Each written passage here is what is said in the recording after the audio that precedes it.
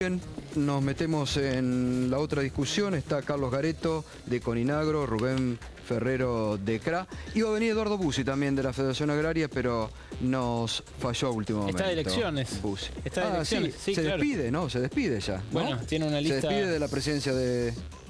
Semana que viene los datos que tenemos es que hay renovación y se despide. No puede ir por la presidente. reelección tampoco. No sé si no puede o no quiere, no sé si tiene impedimentos el estatuto de Federación Agraria.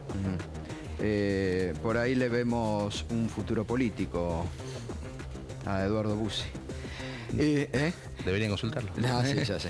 Bueno, ¿qué pasa hoy con la situación del campo? Ustedes ahora también han estado muy fuertes con el tema junto a los empresarios, con la ley de abastecimiento y la ley de consumidores oponiéndose. ¿Por qué? Bueno, primero hemos participado, ni bien nos enteramos del proyecto y tuvimos conocimiento del proyecto de la ley de abastecimiento, desde la entidad que presido, después se fueron sumando las otras entidades del campo y de hecho muchísimas entidades empresariales. Nos opusimos por distintos motivos. Primero porque entendemos que es una ley inconstitucional y porque conocemos lo que pasa cuando se le otorga poderes discrecionales a un funcionario. Recordemos lo que pasó con la intervención de Moreno en el mercado de la carne en 2006, 2007 y las consecuencias negativas o nefastas que tuvimos, que perjudicaron no solo a los productores ganaderos, sino también a los consumidores y a todo el país, porque hoy prácticamente no exportamos y no hay ingreso de divisas. Pensemos lo que pasó cuando una resolución del mismo secretario en el 2012 también intervino el mercado de trigo y quiso fijar precios máximos y qué es lo que había que hacer y cómo se distribuía dentro de la cadena. Entonces lo que decimos es que este tipo de intervención, cuando desde el gobierno nacional se pretende fijar cuál es la rentabilidad, qué podés vender, qué no podés vender, y además como abogado te digo que es imposible que eso se haga como se pretende hacer sin un trámite judicial previo. Ahora, es imposible pensar... aquí lo que se está indicando, Rubén, es que la ley de abastecimiento venía de la época, tenía hasta la posibilidad de meterlos en cana si querían, nunca se hizo, y lo que hemos estado debatiendo aquí, incluso con estuvo el secretario Costa, es que ellos dicen, nosotros estamos suavizando las penas, no sé por qué se openen. La discrecionalidad... No vamos a ir, dice, ni por el campo, ni por los empresarios. Lo mismo dijo hoy el ministro que estuvo, yo estuve en el plenario, lamentablemente no pude participar del debate porque se cortó la palabra de los que estábamos anotados. El discurso es ese. Lo que nosotros decimos es que si verdaderamente se pretende defender al consumidor, está la ley 25.516 que habla de la ley de la competencia que se instrumenta, se lleva adelante el tribunal y tranquilamente se puede hacer lo que dice que quieren hacer con esta ley de abastecimiento. La discrecionalidad que se crea con este cambio que se pretende a la ley va mucho más allá de la ley que teníamos anteriormente. Carlos Gareto, ustedes cuando irrumpió el tema de la 125 tuvieron acompañamiento de la oposición, ¿no? Incluso muchos de ustedes participaron, ingresaron a listas, después muchos se diluyeron, después pareció como que se habían olvidado. Hoy, ¿están más cerca de algún candidato de la oposición? ¿De Macri, de Massa? ¿Los seduce? Por ejemplo, dijo, si yo soy presidente, elimino el 5% de las retenciones a la soja y saco impuestos. ¿Los seducen o creen que son promesas electorales y después no les cumplen? Nosotros a nivel institucional y inclusive con el resto de las entidades hemos tenido contacto con la mayoría de los referentes de los distintos partidos políticos. En muchos de los temas hay coincidencias porque plantean la misma agenda que está planteando el sector. Independientemente de que después las decisiones en política partidaria nosotros no actuamos, sí actuamos en lo que es política agropecuaria. Por eso es que nos interesa y nos preocupa fundamentalmente todo lo que concierne a las normativas que hacen al desarrollo, al despliegue o a la capacidad que tiene nuestro país en materia de producción agrícola y ganadera. Igual no actúan, pero varios integrantes de las entidades agropecuarias se constituyeron en candidatos y han sido electos incluso. Yo creo que... y en general por partidos de la oposición. Me parece que es bueno eso, que es bueno la participación, porque son ciudadanos, además de productores, de dirigentes, son ciudadanos, y es bueno que el sector también tome participación en los espacios de decisión políticos y que se pueda allí consensuar, independientemente de que nuestro rol no es precisamente de hacer política partidaria, es precisamente aportar propuestas y proyectos en lo que hace a la política agropecuaria. Esto, el objetivo de la ley, en realidad el gobierno dice que es defender al consumidor, pero que también es defender a las pequeñas unidades productivas contra los grandes actores de las cadenas. En el caso de ustedes, que imagino deben tener productores chicos, tienen enfrente a copiadores multinacionales gigantescos que además se están concentrando cada vez más, que están cambiando de manos entre extranjeros. En el caso de los acopiadores hay desembarco de capitales chinos muy importante. ¿Ustedes no están en una oposición ideológica a una herramienta de intervención del Estado frente a una herramienta que eventualmente los puede ayudar con precios de sostenes u otras cosas? A ver, para que nos entendamos, la entidad que yo represento, la mayoría de los productores son productores medianos y pequeños. De hecho, provengo de una sociedad rural donde la media de los productores es 100, 150 hectáreas. La intervención del gobierno llevada adelante en el mercado granario, en el mercado cárnico y en el mercado lácteo, lo que hizo es favorecer a los monopolios. Estamos de acuerdo. En perjuicio y en detrimento de los productores medianos y pequeños. Entonces, que no me vengan, como el ministro hoy, con el discurso de que esto va a favorecer por un lado a los consumidores, cuando todos sabemos que hoy la carne en Argentina o los productos lácteos se está pagando más que en Estados Unidos o en Europa, y los productores están cobrando muchísimo menos que en Uruguay, en Brasil o en Paraguay. Pero entonces, Ahora, Rubén, ¿no será por la que gestión Moreno, ustedes ahora nada que haga el gobierno les va a parecer bien? Moreno Costa, no nos olvidemos que Costa un mes y medio atrás le puso precio máximo a la leche, diciéndole a la empresa láctea, no exportan si pagan más de 3 pesos. Automáticamente se pisó el precio y hoy los productores lácteos están trabajando por debajo de los costos productivos, cuando todos sabríamos que hoy el productor debería estar en 3.70, 3.80, está en 3 pesos, 3 pesos 10. Pero la cuenca lechera se ha recompuesto mucho últimamente después del golpe de Moreno. Sí, ¿cómo no? ¿Ustedes de Rafaela? Sí. Lo vive cotidianamente. ¿Que se recompuso la cuenca láctea? Y vamos a recorrerla la semana que viene, no, cuando después, puedas. No. A ver, y es que del momento que vos tenés la misma producción láctea de 1999 a hoy, cuando países crecieron 35-40%, está demostrando que algo pasó para que no crezca. Y esto estamos atravesando hoy en Argentina. A mí me parece que la concentración es justamente lo que llevó a esta situación, la concentración en 2 usinas que le fijan el precio a los tamberos más chicos.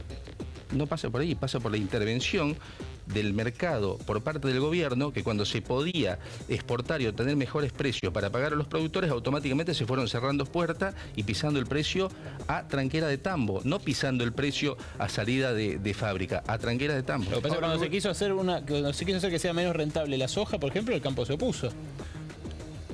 El campo se opuso porque se hablaba de una intervención en el mercado que llegaba en algunos momentos hasta un 50% de quita en concepto de derechos de exportación. De retenciones, sí. Si fueran móviles hoy estarían pagando menos retención. No, menos del 35 no. Hasta la semana pasada está todavía por encima del 35%. Anoche Arlía decía que si hubieran aprobado, Carlos, la 125, hoy hubieran estado mucho mejor con el tema de la soja y hubieran estado en una segmentación que dice que ustedes rechazaron. Hay como una idea de algunos sectores de que lo de ustedes y el gobierno es irreconciliable. Que hagan lo que hagan, ustedes están en contra del gobierno y van a hacer todo lo posible para desgastar el gobierno. Esa es la idea de algunos, ¿no? Respecto a eso, Gustavo, no se trata de estar en contra o a favor ni del gobierno ni de la oposición. Se trata precisamente de encontrar los mecanismos que aprovechen la potencialidad que tiene el sector. Hoy hay que tener en cuenta que hay una fuerte caída de los precios internacionales, pero por otro lado hay un componente interno que no depende de los países desarrollados de los precios internacionales. Hay todo un proceso de deterioro donde ya los rendimientos promedios históricos no cubren los costos de producción. Entonces hay una suba de precios de los insumos, consecuencia de la inflación, consecuencia de un tipo de cambio que no acompaña ese proceso de suba de precios, una tasa de interés que se ha tornado realmente imposible de acceder al crédito, y lo primordial que estaba ocurriendo es una presión impositiva que ya es agobiante, es confiscatoria, que está generando realmente una situación muy complicada, especialmente en los pequeños y medianos ¿Ustedes productores. quieren una nueva devaluación? Porque el gobierno dice están reteniendo grano, los hilos bolsa, no quieren... No, nosotros creemos que no quieren liquidar. Hay distintos mecanismos para devolver la competitividad al sector, que no pasa solamente por la devaluación. Son medidas que se tienen que complementar así dentro de la política comercial, fiscal, la política financiera, la política impositiva, por supuesto la política cambiaria, pero fundamentalmente hoy el sector está comprando los insumos con un tipo de cambio y vendiendo la producción con otra. ¿Cuál sería el equilibrio? Que realmente tener un tipo de cambio donde el productor pueda comprar sus insumos al mismo tipo de cambio que vende su producción. ¿De cuánto? Eso lo tiene que determinar la política económica dentro de un programa de política económica, no lo podemos determinar nosotros. Pero como mínimo 8.40, 8.50, como mínimo el dólar oficial, que claro, tampoco estamos en es cero. Entiendo que sí, hoy no es rentable la soja a 200 kilómetros de puerto, no es rentable. Estuve la semana pasada en Salta, no pueden más producir. No es rentable la soja. No es rentable la soja a más de 200 kilómetros de puerto, como consecuencia de los costos productivos de flete. Yendo al mito que planteabas, Gustavo, recién de si es reconciliable o no. Un ejemplo, y Carlos me lo escuché decir varias veces. Rubén, por parte de usted y por parte del gobierno también, por parte de los dos sectores. Bueno, yo asumo como presidente de CRA ustedes. en octubre del 2011. A los pocos meses gana Cristina, asume Jaguar, me presento ante Jaguar, pido audiencia, me otorga una audiencia para mediados de enero del 2012. Fui acompañado por todos los presidentes de confederaciones, presentamos un trabajo de todas las producciones con propuestas. De 15 de enero del 2012 a la fecha no fuimos convocados nunca, ni por Jaguar, ni por Casamiquela, ni por ningún funcionario. Fue el que más o menos trató un poco Domínguez fue anterior. Claro, después estuvo Jaguar. Ahora, Rubén, usted... por ejemplo, le quiero preguntar a los dos, porque anda ahí un run muy fuerte que el gobierno podría recrear, incluso hay un proyecto, ya no sé si sabían, pero la presidenta tiene un proyecto de recrear lo que sería una Junta Nacional de Granos. No tendría ese nombre. ¿Ustedes estarían de acuerdo con eso o no? Yo creo que cualquier intervención del gobierno en materia de granos en este momento no es positivo y no es bueno. Debemos sentarnos a analizarlo, pero en principio te digo que no estaría acompañando algo de eso. ¿Y ustedes? No es, primero que no es viable, por 3 razones fundamentalmente. Hoy la operatoria comercial... Pero funcionaba en la época, la operatoria comercial no se da de país a país como fue en la época de la Junta Nacional de Grano. Los volúmenes de producción se triplicaron, o sea, se necesita cierta capacidad física y cierta capacidad financiera para manejar un volumen de 100 millones de toneladas. Con lo cual evidentemente no tiene hoy posibilidades un sistema como el que se vivió en la época de la década del ¿No les 50, quita, 60? Rubén, autenticidad a los reclamos cuando ustedes, por ejemplo, de pronto se suman a un paro con Moyano o Barrio Nuevo? ¿Quién se suma? ¿Ustedes no? ¿UCI? Pues sí, Federación Agraria se sumó del sector que presido y Carlos tampoco no. Más allá que podemos tener reunión dentro del foro empresarial. Un día tuvimos reunión con todo el sindicalismo para tratar temas sociales y demás, pero no nos sumamos al paro. Yendo al tema de retención de grano que vos recién planteabas, es un mito también. Hoy se está hablando que hay un 45% de soja en poder de productores, acopio, cooperativa, exportadores, industria. Estamos con un 5% en más de lo que fueron años anteriores. Pero con una cosecha mucho más grande. Y estamos con una venta de maíz muy superior a la de años anteriores. Si vos tenés en cuenta que la soja no tiene un precio adecuado porque cayó el precio internacional, se vendió más maíz, es entendible, a muy pocos meses que terminó la cosecha, de que esté eso todavía en manos de los productores. El problema es que el gobierno no tiene dólares. Tiene la misma cantidad de liquidación en términos físicos que el año pasado, con una cosecha muy superior, una cosecha récord este año. Suma venta de maíz y venta de soja. Puede haber retención. Hay problemas. ¿Hay 27 millones de toneladas o no? Hay un 45%, sí, puede ser. Tal vez un poco menos. A sus asociados más chicos, que son los que no tienen espalda para mantener en un silo bolsa 1 año y medio la soja, los granos, 2 años, que incluso si uno lo mantiene en condiciones de humedad adecuada puede aguantar más de 2 años. A esos más chicos que perdieron plata, que podrían haber vendido, mira, acá tengo las cifras de lo que valía en pesos al dólar que usted dice, menos las retenciones, que podrían haber vendido al momento de la cosecha a 4.300 el grano, tonelada, y hoy les pagan menos de 4.000. Y que el pellet de soja lo podían haber vendido a más de 4.200, hoy le pagan menos de 3.700. A ese asociado, ¿usted qué le dice? ¿Hizo mal en retener? ¿Hizo bien? ¿Está esperando otra devaluación? Primero que el asociado es libre y hace conforme su ecuación económica de vender o no y no sigue lo que uno le dice vende o no venda. Segundo, ante un país con una incertidumbre como la que tenemos, lo que hizo el productor, muchos productores, algunos productores, es retener. Yo te puedo asegurar que el productor mediano y chico vendió para pagar deuda. Hoy vos recorres el interior del país y se está cortando la cadena de pago. Hoy recorres el interior del país y se están endeudando con las cooperativas y con los bancos los productores. En parte porque si hay alguien... En parte porque retuvieron. No, vendieron, el que tenía que pagar deuda vendió. El que retuvo será productor grande o productor que trató de ver qué pasa en el futuro con el precio de la soja. Bueno, eso, pero la mayoría... ese qué pasa en el futuro es especular. Esos tienen en sus manos el futuro de la divisa en Argentina, ¿no? Es especular con algo propio. La propiedad privada te dice que vos podés, nadie te obliga a que vendas en determinada fecha un producto. Claro, la renta del suelo es una discusión si es privada o si es del país. La renta del suelo, la rentabilidad de la producción, no, la renta es privada. Es distinto, la renta. ¿Están preocupados por la situación en la provincia de Buenos Aires?